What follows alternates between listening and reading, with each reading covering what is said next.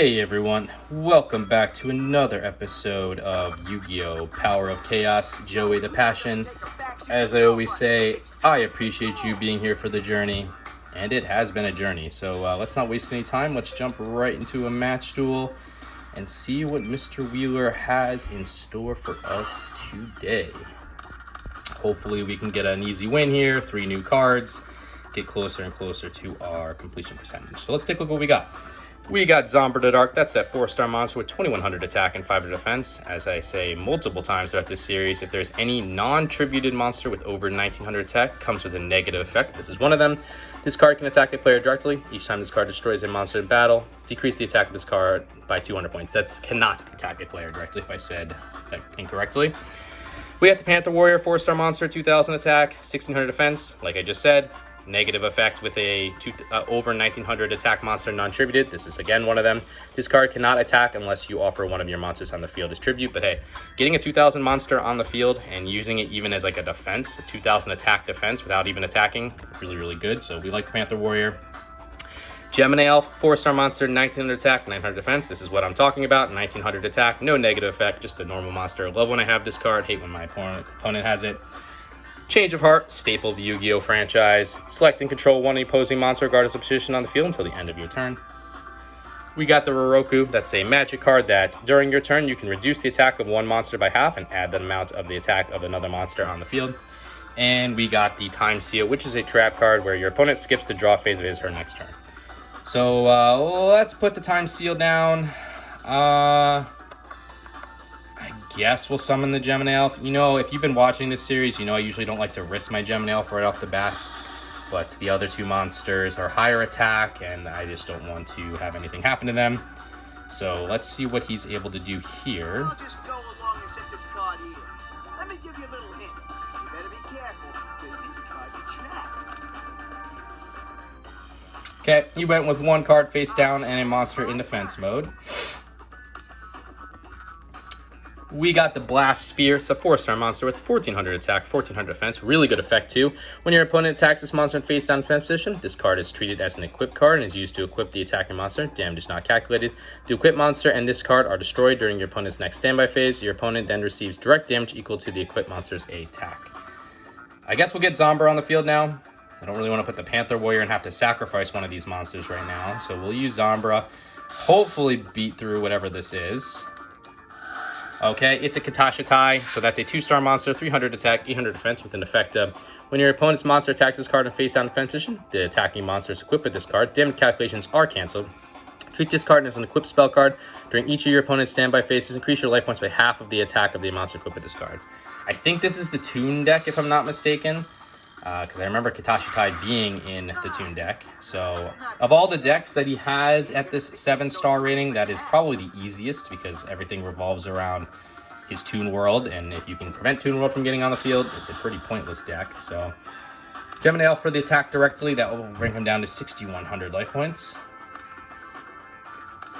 Okay, he's going with another card face down and another monster in defense position.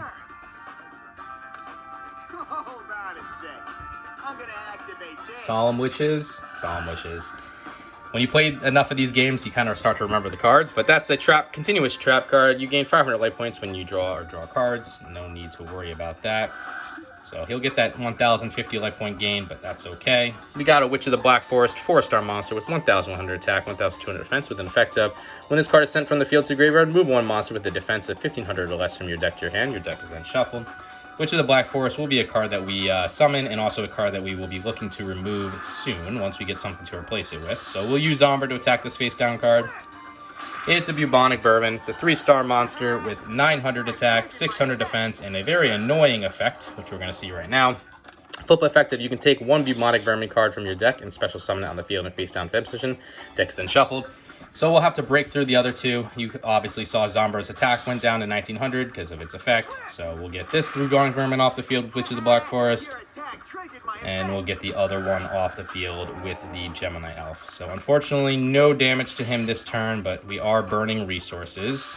This deck is notorious for trying to maintain life points and wait until you get the Toon World monsters on the field. So wouldn't be surprised to see Nimble Momongu come up next, or Giant Germ. Those are the other 2 cards that have the special summon effect that he uses to try to get him on the field. So we'll break through eventually, though. That's kind of what happens always. So he's playing another card in face down defense position. Okay, there's that 950 plus for him, so he's at 8,600 now. We just got the Diligent Duo. That is a really good spell card. Pay 1,000 life points, randomly select and discard one card from your opponent's hand. Your opponent then selects and discards another card from his or her hand. Let's just use it now. 1,000 life points to burn 2 resources is always a price I'm willing to pay, unless, of course, I don't have the life points, but it's a very good thing here.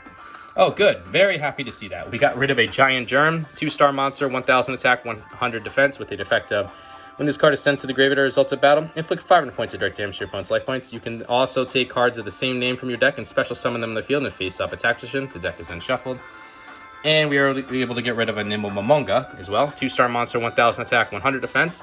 Basically the Giant Germ, but the reverse of increased life points, plus 1,000 instead of minus 500. But it's when this card is sent to the graveyard as a result of battle, increase your life points by 1,000 points. You can also take cards of the same name from your deck and special summon them on the field in face-down defense position. The deck is then shuffled. So, because he's only got 1 card right now, and I can do some big damage, I will activate the Time Seal now, so he can't draw this upcoming turn.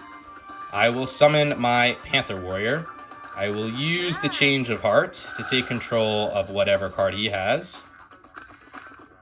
It is a Nimble Momonga. Let's flip that Nimble Momonga into attack mode. And I obviously can't use Zombra, but I can use his Nimble Momonga to attack him directly. Alright, Skull Dice. That's unfortunate, but hopefully he doesn't get a 6 here. A 2. I mean, that's probably best case scenario, besides obviously 1. So Skull Dice is a trap card. Roll 1 6-sided die. The result is multiplied by 100 points and subtracted from the attack and defense of all monsters in your opponent's control until the end of your turn. Monsters summoned after this card's activation are excluded. So now we can use our Panther Warrior, and I will sacrifice his Nimble Momonga in order to do that. That's why I use Change of Heart. And he can't bring, because it wasn't a result of battle, he can't bring his final Nimble Momonga onto the field. So happy about that. We'll use Witch of the Black Forest to attack him directly, as well as the Gemini Elf. And unless that last card in his hand is a monster, remember he cannot draw this upcoming turn, we will win, because he needs something to stop the onslaught of the next turn. So let's take a look and see what he's able to do. Nope, he's got nothing. So that is a win for us. Very happy to see that. We got the Harpy's Feather Duster. Destroy all your opponent's spell and trap cards on the field. So, alright, let's just finish this off. And like I said, I think this is the weakest of all his main decks, so not too bad, not too what's the word I'm looking for, not too unhappy to see this deck, we'll say. I mean, it's, if you want the content, definitely the Kinetic Soldier, because that is a very hard deck for me to deal with.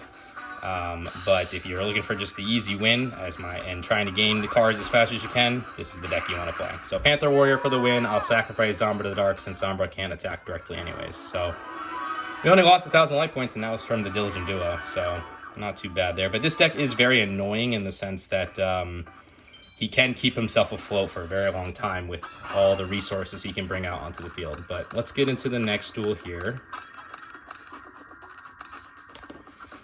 Okay, so we got the Morphing Jar, number 2, 3-star monster, 800 attack, 700 defense. Really good flip effective. Return all monster cards on the field to the respective decks and shuffle them. You and your opponent then pick up cards until you both have the same number of monster cards, level 4 or lower, that were returned to each deck. Special summon the monsters on the field in face-up defense position. Any other cards picked up are discarded in the graveyard. This card has saved us many a times in the beginning stages of the game. It is definitely a great defensive card that can reverse a duel instantaneously. So happy to see that just in case things get out of control, but we probably won't be playing it unless things get out of control. We got Kiko the Ghost Destroyer, 4-star monster, 1,800 attack, 700 defense. Really good effect of each time this card inflicts battle damage to your opponent's life points, you can remove up to 2 cards in your opponent's graveyard from play. In addition, as long as this card remains face up on the field, your opponent cannot remove any cards from either graveyard from play. Tribute to the Doomed, one of my all-time favorite cards, as it did help me win a tournament. Discard 1 card from your hand to the graveyard to destroy 1 monster card on the field, regardless of position. Last Will, that is a spell card that if a monster of yours is sent from the field to the graveyard during the turn that you've played this card, you can select a monster with an attack of 1,500 or less from your deck and play it as a special summon. Shuffle the deck. After playing this card is active for only 1 turn. Probably a card that we will also be getting rid of soon because it's only 1,500 or less. So there's really not a lot of cards that we have in our deck that meet that criteria, but we'll keep it for now, obviously. The Roroku again and the Blastsphere again. So I'll throw the last will down just as a bluff. If he wants to try to destroy something, he can. That, I don't really mind. And we'll put Kiko the Ghost Destroyer in attack mode, and we will turn it over to him. I activate my spell card. Okay, Bait Doll. So that's forcing the activation of a card. If it was a trap card, it would be destroyed. If not, it's returned to the deck, or it's not destroyed, and also Bait Doll goes back to his deck. So he did. Let's see what else he's doing here. There's the Toon World. All right. Is he summoning any tunes? There's Toon Summon Skull. Okay. So he did play Gemini Elf, which unfortunately is enough to beat the Kiko the Ghost Destroyer. We just saw that Gemini Elf. He is playing the Toon Summon Skull, which is a 6-star monster, 2,500 attack, 1,200 defense, with an effect of this card cannot be summoned unless Toon rolls on the field. This card cannot attack in the same turn that is summoned. Pay 500 life points each time this monster attacks. When Toon World is destroyed, this card is also destroyed. If your opponent doesn't control a Toon monster on the field, this card may inflict direct damage to your opponent's life points. If a Toon monster is on your opponent's side of the field, your attacks must target the Toon monster. And in order to get Toon Summon Skull, he had to play Toon World, which is that continuous spell card. This card is activated by paying 1,000 of your life points. So we just got a Penguin Soldier. That's a 2-star monster, 750 attack, 500 defense with a flip effective. You can turn up to 2 monster cards from your field to the Grill owner's hand. So I obviously have to deal with this Toon Summon Skull. So let's activate Tribute to the Doom to get rid of it. It's just a matter of what do I want to discard. I think we have to get rid of the Penguin Soldier, unfortunately. Yeah, I could see a world where I can use the Roroku. So we'll get rid of the Toon Summon Skull. I will summon a Blastsphere. I know this isn't the intended use of Blastsphere, but I need to get some damage to his life points here. So we'll summon the Blastsphere in attack mode to attack him directly. Unfortunate to get rid of the Penguin Soldier, but how to get rid of that Toon Summon Skull. Can't be taking 2,500 life points directly. Witch of the Black Forest into a summon? No. Interesting. Okay. So we played Witch of the Black Forest, which we saw from our hand last turn, and 1 card face down. We just got a Panther Warrior again, so we'll summon the Panther Warrior. I'm sure he's going to take a Toon Summon Skull once I destroy this Blastsphere. So that's going to have to be something we work through here. So Blastsphere attacking Witch of the Black Forest. Here comes a Toon Summon Skull to his hand. Yes. But he's got to summon it first, so he needs something. And we will use the Panther Warrior to attack him directly by offering our Blastsphere as tribute. Not too shabby, but you ain't gonna beat me with those lame attacks. Okay, that brings him down to 3,300. We're still at 7,900. Let's see if he can get that Toon Summon Skull on the field. If he does, I got the Roroku to deal with it, though, so I'm not too scared. Oh, he is going to be able to. Okay. And hey, we don't have to deal with the Bubonic Vermin, so I'm not too sad about that, honestly. That's pretty good. And we don't even have to... Oh, yeah, this works even better than the Roroku. So we got the Mask of Brutality. That's an equipped spell card. A monster equipped with this card increases attack by 1,000 points and decreases its defense by 1,000 points. Pay 1,000 life points during each of your standby phases. If you not, this card is destroyed. So let's activate the Mask of Brutality. I will equip it to my Panther Warrior. Ooh, Collected Power. Okay, so that's going to go on to the Toon Summon Skull, I believe. Okay, all right. So, Collected Power, select 1 face-up monster on the field. Equip this monster with all face-up equipped cards on the field. If the target of the equipped card is not correct, destroy the equipped card. So, that's going to bring him up to 3,500, but I can still use the Roroku. So, we will reduce the Toon Summon Skull to add it to my Panther Warrior. So, that's one way to get rid of it. I'm going to summon the Morphing Jar number 2. I'll activate Last Will because I'm going to get rid of my Morphing Jar this turn. And we will now use the Panther Warrior to attack and destroy his Toon Summon Skull. I will offer my Morphing Jar number 2, which will meet the conditions of Last Will. He'll lose 2,000 life points. I think he leads the condition of the Last Will at least. What? Can't be. Right? No? Is it because of battle? Does it say battle in Last Will? Maybe that's it. In which case I need to get rid of this card if it is. If a monster of yours is sent from the field to the graveyard during the turn that you activated it, play this card. Oh, is it because I have to have the condition met first? Oh, okay. No, there we go. Okay. Yes, I would like to activate Last Will. Perfect. All right. I was worried there for a second. We'll summon, special summon. Let's summon the Dimensional Warrior, because that will remove any monster from play, just in case he makes a big play. And we'll put it in attack mode. So, perfect.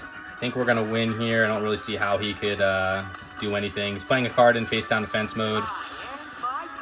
Just need a monster, really, to guarantee it, and we got it. So, summon Witch of the Black Forest, and why I'm saying that is I will now use the Dimensional Warrior to remove whatever this is from play, so it doesn't go to the graveyard, because he could protect himself with a Giant Germ. So he could summon 2 more Giant Germs, but I'm removing them from play, so it doesn't matter. And we will use Panther Warrior by sacrificing Witch of the Black Forest for the win. Doesn't matter. We'll take the Dark Zebra. Good. Perfect. I think I played those games flawlessly, honestly. You guys can let me know in the comments. It's been a while since I played flawlessly, so I'm happy with my play there. But hopefully we win 3 new cards now, or at least some powerful cards to add to the deck, because we haven't had some great cards to add in a while. Just 1, and I think that's a really bad card, but gets us closer to the completion percentage, so really shouldn't complain too much. Let's take a look at that card, see exactly what it is. I don't actually know what it is, but I think it's a bad card.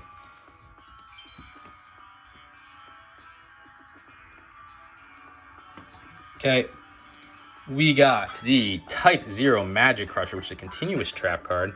For each spell card that you discard from your hand, inflict 500 points of direct damage to your opponent's life points. Yep, bad card. All right, that will not be seeing any play in our deck. But let's take a look at where we currently stand from a completion percentage.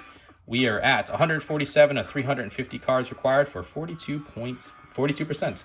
So anyway, guys, I hope you enjoyed this episode. If you did, consider liking, commenting, subscribing, all that fun stuff, but you don't have to if you don't want to. I just would appreciate it because it lets me know you're enjoying the content. And until the next episode, later.